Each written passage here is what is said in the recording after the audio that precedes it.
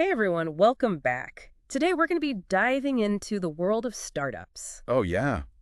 Exciting stuff. It really is. I mean, who doesn't love the idea of taking an idea and turning it into the next big thing? Right. But Uh, there's definitely more to it than just having a good idea. 100%. And that's what we're going to unpack today. Yeah. What separates the successes from The flops. yeah, exactly. And to help us with this deep dive, we've got a really interesting TED Talk by Bill Gross. I love his work. Yeah, he's great. And we've got this really insightful article about some of the major challenges startups face. Yeah, it can be a bumpy road. No kidding. So Bill Gross, he's the serial entrepreneur. Right. He's seen it all. He really has. And he wanted to figure out what really makes a startup succeed. Like what's that one key ingredient? Yeah, like what's the secret sauce? Exactly.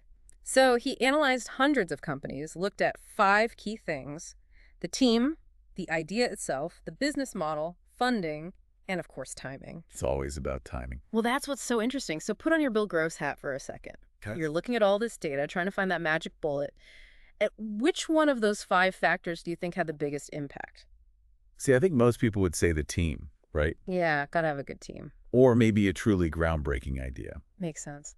But what's fascinating is that Gross found, and this is huge, even with an amazing team and a revolutionary idea, timing trumps all. Timing. More than the team, more than the idea itself. Way more.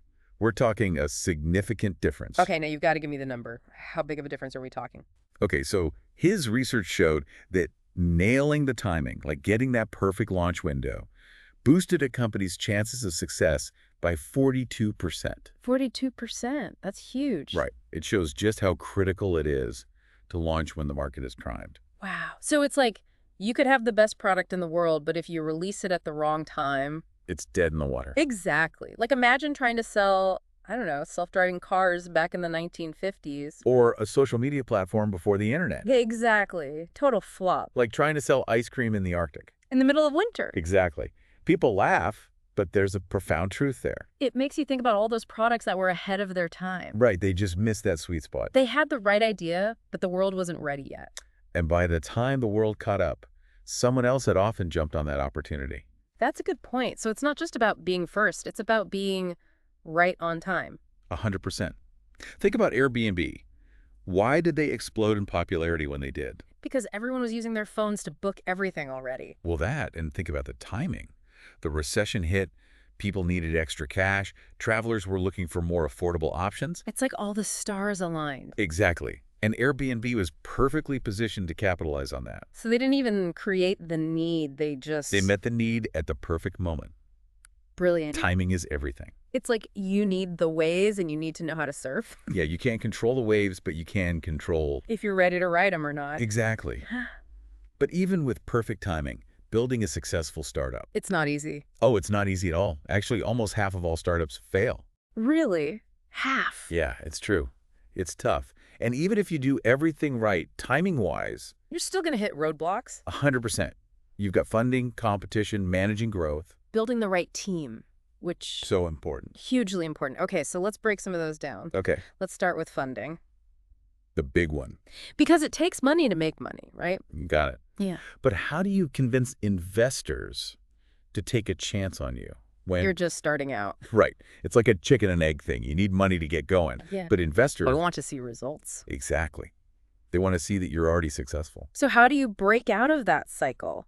That's where you need a killer business plan. Okay, so not just like a description of your amazing ideas. It needs to be the whole package. The whole shebang. Target market, competitive landscape, your roadmap to profitability. You got to show them you've thought of everything. Everything. They want to... You're not just passionate, but you're strategic about it. You've got a plan. And ideally, multiple plans. Contingency plans? I like it. But there are different stages of funding, right? It's not like you get one big check at the beginning. Oh, no. It's a process for sure. Yeah.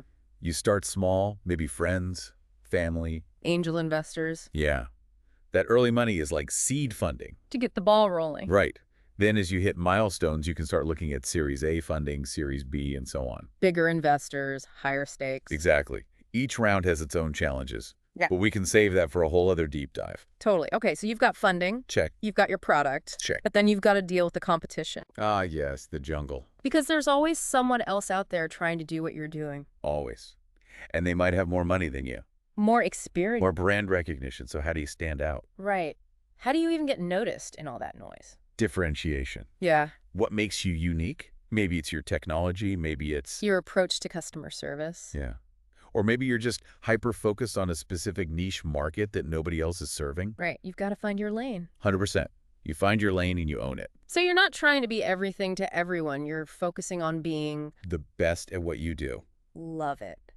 But it's not enough to just be unique, right? You have to communicate that to the world. Exactly. Your branding, your marketing, every interaction with customers has to reinforce what makes you different. So it's not a one-time thing. It's an ongoing process. Constantly evolving, constantly innovating. Because the competition isn't going to wait for you to catch up. Nope.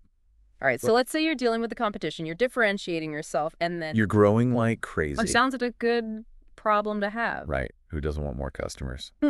But rapid growth can actually be really challenging for startups. Oh, yeah. It can be overwhelming.